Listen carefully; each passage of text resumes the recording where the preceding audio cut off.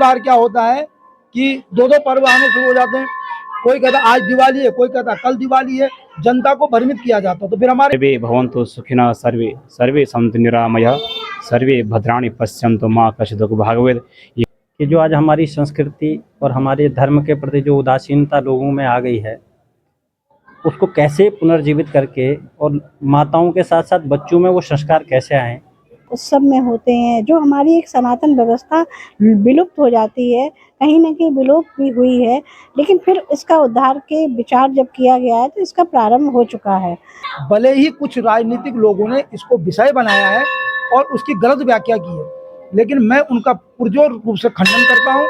सनातन ने किसी को बड़ा नहीं और किसी को छोटा नहीं समझा। एक समान एक रूप चल करके सनातन चलता है। नमस्कार, आप देख रहे हैं उत्तराखंड टाइम्स। मैं हूं आपके साथ रेखा भंडारी। जी हाँ, इस वक्त मैं हरिपुर कला में हूं और यहाँ पे जागेश्वर महादेव मंदिर है, वहाँ पे हूँ। मेरे साथ मंदिर की समिति है। अभी यहाँ पे महाशिव पुराण का कार्यक्रम रखा गया था, आज भंडारा है। बहुत बहुत स्वागत है आपका उत्तराखंड टाइम्स में। जिस तरह से यहाँ पे लगातार धार्मिक कार्य यहाँ पे हो रहे हैं, भंडारा हो रहा है और यहाँ पे भगवान शिव की भी यहाँ पे कथा की गई थी। क्या कहेंगे? अब ये है कि हमारे नाम क्या आपका? मैं आचार्य सूर्य प्रकाश नोटल, जागेश्वर महादेव मंदिर, हरिपुर कला। तो आप देखेंगे कि यहाँ पर 11 दिन से भगवान शिव पुराण की कथा चल रही है, महादेव कथा चल रही है। सभी लोगों का सहयोग रहा। हमारे अध्यक्ष गोकुल डबराल जी, प्रभारी मीडिया प्रभारी जो हैं गौड़ जी, बूथ प्रधान हमारे लाल शर्मा जी और अनिल शर्मा जी, सब लोगों ने यहाँ पर सभी का सहयोग रहा। और यहाँ पर हम हर वर्ष यही वार्षिक प्रोग्राम, वार्षिक भंडारा, इसके उपलक्ष्य में हमारे महादेव की जब स्थापना हुई थी तो इसी उपलक्ष्य में हम लोग यहाँ पर भंडारा इत्यादि और ये धार्मिक कार्यक्रम करते रहते हैं। सभी लोगों के सहयोग से होता है, अकेले कौन क्या कर सकता है। तो यहीं से हम इतना ही सबको महादेव का आशीर्वाद देते हैं कि आप सब लोग सीख रहे हैं, क्योंकि हमारी सनातन धर्म जो है, इसका जो मूल मंत्र है सर्वे भवन्तु सुखिनः सर्वे सर्वे सन्तु निरामयः सर्वे भद्राणि पश्यन्तु मा कश्चित् दुःखं भागवत। ये हमारी परंपरा रही है, ये सनातन परंपरा है और ये आगे भी रहेगी। सनातन था, रहेगा और आगे भी रहेगा। ये सब जो है, और सभी लोगों को आपका भी बहुत बहुत धन्यवाद। आपके द्वारा हम लोग बोल पाते हैं तो आप बहुत आशीर्वाद इस जागेश्वर महादेव मंदिर से बाकी मैं वाणी विराम देता हूँ। हमारे अध्यक्ष गोकुल डबराल जी, गोकुल डबराल जी भी यहाँ हैं, जो समिति के अध्यक्ष हैं। बहुत अच्छा कार्यक्रम आप करवा रहे हैं, अपने सनातन धर्म का यहाँ पे प्रचार कर रहे हैं। धन्यवाद आपका। जो हमारे क्षेत्र में लगातार हम 5 वर्ष से जो है यहाँ पे हर वर्ष यहाँ पे वार्षिक कार्यक्रम भी करते हैं। और जो इस बार श्रीमद् भागवत जो का कार्यक्रम हमारे पास हुआ है, शिव महापुराण का कार्यक्रम हुआ, उसमें सभी लोगों ने बढ़ चढ़ के हिस्सा लिया। और इसमें जो है हमारे चंडीगढ़ से जो लोग आए थे, उन्होंने यहाँ पे ये पूरा कार्यक्रम रखा था। और लगातार हम लोगों का जो प्रयास रहता है क्षेत्र में अच्छे से अच्छे कार्य हों, ताकि आने वाले लोग जो हमारे बच्चे हैं उनको एक अच्छी शिक्षा मिले कि हमारे हिंदुत्व के विषय में हम चर्चा करते हैं और बच्चों को सिखाते हैं। हमारे आचार्य जी यहाँ पे बच्चों को सनातन के विषय में जो है सिखाना, उनको चाहे वो आपका श्रीमद् भागवत की बात हो, चाहे आपका गीता पाठ की बात हो, चाहे वो गायत्री हो, गायत्री मंत्र हो, हर एक चीज़ के लिए जो है वो यहाँ पे प्रेरणा देते रहते हैं बच्चों को।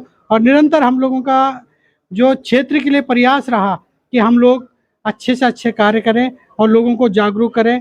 हम चाहे यहाँ ये तो कथा की बात आती, स्वच्छता अभियान से लेके भी चले, तो हम लोगों ने जन जागृति समिति के द्वारा और जागेश्वर महादेव के माध्यम से हम लोगों ने स्वच्छता अभियान का भी कार्य चलाया। तो निरंतर ऐसा प्रयास है और हम चाहते हैं कि जन जन तक ये आवाज़ पहुँचनी चाहिए, सब लोग मिलकर अपने सनातन को आगे बढ़ाने का काम करें, ऐसा हमारा भाव होना चाहिए और सब लोग मिलके इस कार्य में आगे बढ़ चढ़ के हिस्सा लें। धन्यवाद। क्या कहेंगे आप? जी, सबसे पहले मैं आपका उत्तराखंड टाइम्स का बहुत बहुत आभार और धन्यवाद करता हूं कि आप आए हैं। आपको हमने आमंत्रित किया तो आप आए। और हम तो यही कहेंगे, हमारे सभी वरिष्ठों ने सब बोल दिया है। हम तो यही चाहते हैं कि ऐसी आस्था सभी के प्रति बनी रहे, हमारा सनातन धर्म ऊपर तक पहुँचे। और इसी के साथ आपका बहुत बहुत आभार। जी हाँ जी, जिस तरह से हम देख रहे हैं अब धार्मिक कार्य काफी अधिक हो रहे हैं और लोग इसमें बढ़ चढ़ कर भाग ले रहे हैं। जिस तरह से जागेश्वर महादेव में आपने शिव महापुराण करवाया तो लोगों की काफी संख्या थी सुनने के लिए, आज भंडारा है। जी, सर्वप्रथम तो आपका हार्दिक अभिनंदन, स्वागत जागेश्वर महादेव चैरिटेबल ट्रस्ट की ओर से और जो कथा के मुख्य यजमान थे श्री सतीश गर्ग की ओर से और मेरी ओर से। जो आप इस सनातन के पुरोधा बन करके और ऐसी संस्कृतियों को लाइव प्रसारण करने के लिए आप यहाँ पर पहुँचे, तो आपका पहले तो बहुत बहुत धन्यवाद, कोटि कोटि नमन आपको। देखिए, सनातन संस्कृति बहुत प्राचीन संस्कृति है। मेरे कथन अनुसार विश्व की सबसे प्राचीन संस्कृति जो है वो सनातन है, और धर्म भी एक ही है, वो है सनातन धर्म। और तो बाकी मजहब है, पंथ है और उन पर चलने वाले लोग हैं। अब आज जो आपका प्रश्न है कि बहुत सारा सनातन का प्रचार और प्रसार हो रहा है, तो उसके लिए जो हमारे नागरिक है सनातन को मानने वाले, उनमें एक जागरूकता फैली है। अब वो चाहे हमारे धर्मगुरुओं के द्वारा कह लीजिएगा या चाहे ऐसे आयोजनों के द्वारा कह लीजिएगा, लोगों में एक संस्कृति के प्रति और अपने सनातन के प्रति थोड़ा आस्था जागृत हुई है। आस्था हमारी खत्म क्षीणता की ओर थी, लेकिन वो जागी है। और जब वो जागी है तो आज आप इसी गांव में देखेंगे 5 या 7 जगहों पर ऐसे आयोजन हो रहे हैं। और ऐसे आयोजनों से क्या होता है कि हमारी जो आने वाली जनरेशन है, जो पीढ़ी है, नई पीढ़ी, उसको एक सीख मिलती है कि हम क्या हैं, क्या हमारी संस्कृति थी, क्या हमारे धरोहर थी, उसको कैसे बचाना, कैसे उसका संवर्धन करना है। तो इसके लिए हम लोग निरंतर प्रयास कर रहे हैं। हमारे सभी आदरणीय हमारे बड़े भाई श्री शर्मा जी हमारे साथ खड़े हैं, हमारे मीडिया प्रभारी जी भाई अनिल जोशी जी और हमारे गोकुल डबराल अध्यक्ष जी, हमारे सभी लोग मिल करके टीम बन करके यहाँ पर काम करती है। और आज जो आप ये जागेश्वर महादेव मंदिर देख रहे हैं, कहने को तो जागेश्वर चैरिटेबल ट्रस्ट के सदस्य आगे हैं, लेकिन इसमें पूरे गांव का सहयोग है। उन्होंने जब पूरा गांव इसमें सहयोगित हुआ है, तो आप समझिए कि सनातन की संस्कृति को कितना बढ़ावा मिला होगा। और जो आप देख रहे थे कथा में निरंतर, मैंने पहली बार ऐसी कथा में देखा है कि पहले दिन कलश यात्रा से लेकर के कल अंतिम दिवस तक इतनी जगह तो भीड़ थी कि वहाँ पैर रखने की जगह नहीं थी। तो मैं बड़ा प्रफुल्लित हुआ कि हमारी सनातन संस्कृति इतने फल और फूल रही है। लेकिन साथ ही साथ अभी हमें और भी इस पर काम करने की आवश्यकता है, जैसे कि बच्चों को संस्कारित करना, समाज में जो भेदभाव है उसको मिटाना। सनातन कभी किसी के प्रति भेद नहीं करता है, भले ही कुछ राजनीतिक लोगों ने इसको विषय बनाया है और उसकी गलत व्याख्या की है, लेकिन मैं उनका पुरजोर रूप से खंडन करता हूँ। सनातन ने किसी को बड़ा नहीं और किसी को छोटा नहीं समझा। एक समान एक रूप चल करके सनातन चलता है, जिसका नाम ही सनातन। सनातन का मतलब होता है जो नित्य निरंतर एक समान एक गति से बहता हो। कभी वो न क्षीण होता है, न कभी उदय होता है, न कभी अस्त होता है, एक समान बन करके बहता है। तो ये सनातन की संस्कृति जो आज पूरे विश्व को विश्वगुरु बनाने को भारत अग्रसर है, इस सनातन संस्कृति के बल पर ही था, न कि किसी व्यक्ति और विशेष के बल पर है। हाँ, ये जरूर है कि किसी ने सनातन के प्रति अपनी आस्था व्यक्त की, उसको बढ़ावा दिया, तो वो नाम हुआ। और वो नाम होना उस व्यक्ति का नहीं, उस सनातन संस्कृति का है, जिसमें हमारे ऋषि मुनि थे, जिसमें हमारे महान तपस्वी संत थे, जिसमें हमारे महापुरुष लोग पैदा हुए हैं। वो इसी सनातन संस्कृति से हुए, किसी लौक मैकाले की शिक्षा से प्राप्त नहीं हुए हैं। स्वामी विवेकानंद देख लीजिए आप, स्वामी दयानंद सरस्वती देख लीजिए आप, और भी बहुत सारे पुरोधा हुए हैं। आप मीरा को ले लीजिएगा, आप तुलसीदास जी को ले लीजिए, आप सूरदास को ले लीजिएगा, क्या छवि है उनकी। और निरंतर जब तक ये धराधाम रहेगी तब तक सनातन के पुरोधाओं का नाम भी रहेगा। तो सनातन संस्कृति को बचाने के लिए मैं अपनी जो नई पीढ़ी है उससे एक आग्रह और विनती ये भी करना चाहूँगा कि निश्चित जब आप कथाओं में आते हैं, जब आप धर्म गुरुओं की संगत में जाते हैं, तो उनके कहे हुए वचनों को आत्मसात करें। और उस आत्मसात करने के कारण आपका भविष्य भी सुधरेगा और हमारा सनातन जो धर्म है वो भी एक ओर से अग्रसर होगा। क्षीण तो कभी नहीं होता, मैं कभी नहीं कहूँगा सनातन धर्म क्षीण होता है, थोड़ा मंद पड़ जाता है। मंद इसलिए पड़ जाते हैं, कुछ विसंगतियाँ आ जाती हैं, कुछ लोग उसकी गलत व्याख्या कर देते हैं। जैसे अभी रामचंद्र मानस पर आपने देखा कितनी बड़ी बात उठी है, लेकिन उसका अर्थ किसी को करना नहीं आया। तुलसी बाबा के क्या भाव थे वो देखना किसी को पढ़ने नहीं आए। और अवधि जो लिखी जाती है उसको पढ़ने का अधिकार अवधि के लोगों के पास ही है कि कैसे उस अवधि को क्या शब्द किससे बोला जाता है। तो इसलिए जो मैं कहना चाहूँगा, राजनीतिक फायदे के लिए ऐसे अपशब्द अपभ्रंश सनातन के प्रति न फैलाए जाएं। और हमारे धर्म गुरुओं की भी, जो हमारे सनातन के पुरोधा है, हमारे शंकराचार्य जी भी, आप लोगों से भी प्रार्थना रहेगी, मेरी करभद्र प्रार्थना कि जब कोई एक स्वर उठता है तो एक ही स्वर में हम सबको एक संदेश दिया जाए कि ये सनातन का ये पर्व है, ये काल है, ये नीति है और ये धर्म है। क्या होता है कि आज हमारे शंकराचार्य जी भी भक्त हैं और वो भक्ति में अपने अपने अवनतानुसार बैठे, लेकिन सनातन का कहना है एक स्वर, एक रूप, एकता, अन्यत्र कुछ नहीं। तो मैं आपके माध्यम से कहना चाहूँगा अपने धर्म से कि बड़ा दुख होता है जब आज हमारे सनातन पे उंगलियां उठती।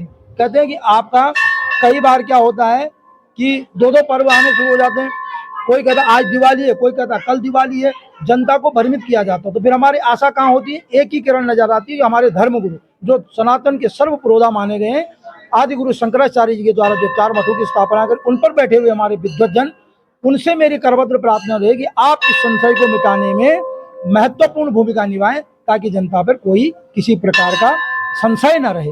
तो मैं आपका बहुत बहुत धन्यवाद करूंगा कि आप सनातन की संस्कृति के लिए काम कर रहे हैं, सनातन के उत्थान के लिए काम कर रहे हैं। आपका बहुत बहुत धन्यवाद, आभार। बहुत बहुत धन्यवाद आपका। और हमारे साथ अनिल शर्मा जी हैं। जिस तरह से मैं पिछले साल यहाँ आई थी, लगातार यहाँ का परिसर महादेव की कृपा से बढ़ता जा रहा है। यहाँ पे देख रहे हैं, यहाँ पे जो पंडाल था वो भी बहुत ही सुंदर, बहुत ही प्यारा सजा हुआ था और लोग इसको बढ़ाने का काम कर रहे हैं। क्या कहेंगे? देखिए, सबसे पहले तो मैं आपका धन्यवाद अदा करता हूँ कि आप लोग भी ऐसे धर्म के प्रति जो है, सनातन के प्रति आप लोग जिस प्रकार से आप जो है प्रचार प्रसार का आप लोग भी यहाँ पे आए हैं और उसके लिए आपका धन्यवाद। मैं देखिए, मैं तो इसी गांव का रहने वाला हूँ और यहीं पैदा हुआ हूँ, लेकिन हमारे गांव में बहुत सी चीज़ें थी कि हमारे यहाँ कोई मंदिर इस प्रकार के मंदिर नहीं था कि जहाँ पे हमारे लोग जो है आके जो है अपनी सनातन संस्कृति का प्रचार प्रसार कर सके या दर्शन कर सके, भगवान भोलेनाथ के दर्शन कर सके। माता का भी एक विशाल मंदिर बनने जा रहा है और इसके लिए जो है जो हमारी जो जागरण ये जन जागृति समिति है, उसके जो हमारे अध्यक्ष गोकुल डबराल जी है और उनकी पूरी टीम, इनको बहुत बहुत धन्यवाद, इनको बहुत बहुत जो है मैं इनका आभार प्रकट करता हूँ। और बहुत ही इन्होंने ऐसा सराहनीय कार्य किया है कि पूरे गाँव वाले, आज पूरा गाँव जो है यहाँ पे आके जो है इस मंदिर में भोलेनाथ के दर्शन कर रहा है, भगवान माता रानी के दर्शन कर रहा है और यहाँ पे भगवान का आशीर्वाद उन सबको मिल रहा है। तो इसके लिए जो है आपका जितना भी धन्यवाद किया जाए वो कम, बहुत ही कम है। आपके द्वारा जो है ऐसा प्रशंसनीय कार्य, ऐसा सुंदर कार्य हमारे गांव में हुआ है, तो इसमें सभी लोगों का सहयोग है। इनकी पूरी टीम को मैं बहुत बहुत धन्यवाद करता हूं कि ऐसे आगे भी हमारे लायक भी जो भी सेवा होगी हम भी इसके लिए बराबर जो है आपके साथ में खड़े हैं और धन्यवाद। अच्छा काम कर रहे हैं। बहुत सुंदर और सराहनीय कार्य हमारी समिति के सभी मेंबर कर रहे हैं और जागेश्वर महादेव मंदिर में शिव पुराण 11 दिन का बहुत हर्षोल्लास के साथ और मतलब बड़ा भक्ति के साथ लोगों ने संपन्न किया है और आज विशाल भंडारा हो रहा है और आप देख सकते हैं पूरे क्षेत्रवासी और पूरा पंडाल बड़ा गदगद है, लोग बड़े खुश हैं हर्षोल्लास से और भगवान जागेश्वर महादेव और हर हर महादेव की कृपा सभी भक्तों को बनी रहे। बहुत खुशी की बात है ये कि आज का युवा, मेरा नाम विशाल भट्ट है और हरिपुर कला का ही निवासी हूँ मैं। अपना मेरा खुद का भी एक ट्रस्ट है, वात्सल्य चैरिटेबल ट्रस्ट, जिसमें हम गरीबों को शिक्षा देते हैं, गरीब बच्चों को, और अन्य विधवा महिलाओं को भी पेंशन वगैरह राशन की सुविधा मुहैया कराते हैं। दूसरी बात, जो आपने जो सवाल किया युवाओं के बारे में आज के, तो ये बड़ी खुशी की बात है कि जब से हमारी बोलते हैं एक परिवर्तन सा हमें कुछ वर्षों में दिखा है कि हमारे पहले तो ज़्यादातर हम देखते थे महिलाएं वगैरह ही ऐसे कार्यों में, धार्मिक आयोजन होते थे उसमें महिलाओं की संख्या में अधिक दिखती थी, लेकिन आजकल खुशी की बात यह है कि आजकल युवा भी जो है हमारे वो दिखाई दे रहे हैं ऐसे आयोजनों में, तो ये बड़ा हर्ष का विषय है। और दूसरा मैं ये कहना चाहूँगा कि हम खुद भी पर्सनली, मैं बहुत व्यक्तिगत तौर पे बहुत हर्षित हूँ क्योंकि जो ये जगह है, ये इस जगह पे जो आयोजन हो रहा है ये हमारी भूमि है और इसमें मतलब हर वर्ष कभी भागवत कथा, आज शिव पुराण कथा हो रही है और उससे पहले राम कथा भी हुई थी, तो ये हमारे लिए तो ये हमारी पवित्र भूमि पवित्र हो रही है ऐसी कथाओं से।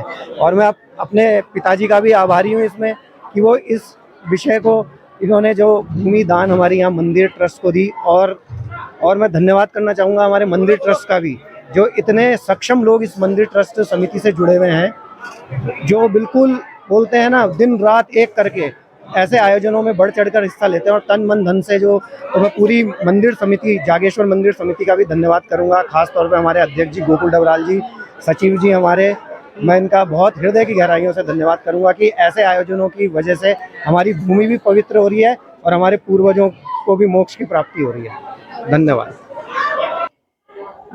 ये जागेश्वर महादेव जो मंदिर है, यहाँ की नींव है, इसी आधार पे रखा गया है क्योंकि यहाँ पर हरिद्वार के अंदर हरिपुर कला ग्राम एक बहुत बड़ा परिक्षेत्र है।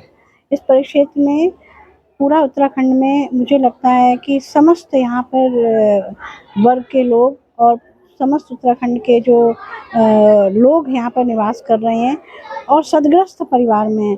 और यहाँ पर अति आवश्यक है, जो अभी तक मंदिर नहीं था, जागेश्वर महादेव मंदिर होने के कारण यहाँ पे जितने सदग्रस्त हैं उनके सभी बच्चे यहाँ आकर के मंगल कार्य में सम्मिलित होते हैं, उत्सव में होते हैं। जो हमारी एक सनातन व्यवस्था विलुप्त हो जाती है, कहीं ना कहीं विलुप्त भी हुई है, लेकिन फिर इसका उद्धार के विचार जब किया गया है तो इसका प्रारंभ हो चुका है। तो महादेव चूँकि हमारे सनातन व्यवस्था अनंत है, अनादि हैं, इनकी भक्ति से और जहाँ भी मंदिर है, गुरुकुल है, वहाँ से बच्चों की वो प्रारंभ जो अवस्था हम जो देना चाहते हैं वो हमारे यहाँ से प्रारंभ हो चुकी है। और अतिशय भीड़, अब तो इसका स्वरूप बहुत बड़ा होता चला जा रहा है क्योंकि यहाँ के जो कार्यकर्ता हैं, यहाँ की जो समिति है, यहाँ के जो आचार्य लोग हैं, यहाँ की जो पूजा पद्धति है वो वैदिक विधि विधान से है, जो हम सभी सनातन व्यवस्था के लिए उपयोगी है। और आगे भी इस पर बहुत ही सुंदर बच्चों की एक टोली तैयार हो रही है। ये एक सुंदर व्यवस्था है। जिस दिन इस मंदिर का संकल्प लिया गया था उस दिन से और अभी तक मैं इस मंदिर के सेवा समिति के साथ जुड़ा हुआ हूँ। और हम सबका एक संकल्प और एक लक्ष्य है कि जो आज हमारी संस्कृति और हमारे धर्म के प्रति जो उदासीनता लोगों में आ गई है, उसको कैसे पुनर्जीवित करके और माताओं के साथ साथ बच्चों में वो संस्कार कैसे आएँ और जो पुरुष वर्ग है वो भी संस्कारित हो करके अपने परमपिता परमात्मा भगवान जागेश्वर के चरणों में अपनी प्रीति कैसे बढ़ाए, उस उद्देश्य से इस मंदिर का निर्माण किया गया। और आज आप देख ही रहे होंगे कि हरिपुर कला के जो जनमानुष हैं वो बढ़ चढ़ करके इस कार्यक्रम में, जो भी यहाँ समारोह होते हैं उसमें बढ़ चढ़ करके हिस्सा लेते हैं। तो ये सब साधुवाद के पात्र हैं।